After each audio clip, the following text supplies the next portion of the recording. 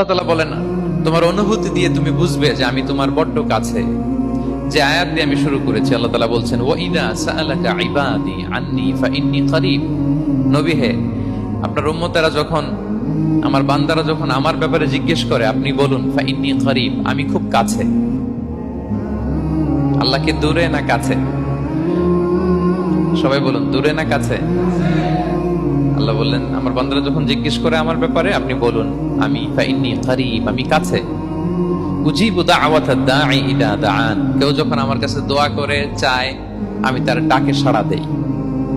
তাহলে এই আয়াত থেকে বুঝলাম আল্লাহ তাআলা কাছে। এখানে তো আল্লাহ কেবল কাছে বলেছেন, আরেকটা আয়াতে আল্লাহ বলেছেন আমি সবচাইতে কাছে, আমার চাইতে কাছে তোমার কেউ হতে পারে না।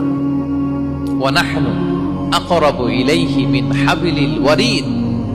আমাদের এখানে গ্রীবাস্থ একটা থমুনি আছে, এই থমুনিটা কেটে দিলে মানুষ মরে যায়। আল্লাহ বলে, তোমার এই থমুনির সাহারক তোমার যত কাছে, আমি আল্লাহ তোমার তার চাইতেও বেশি কাছে।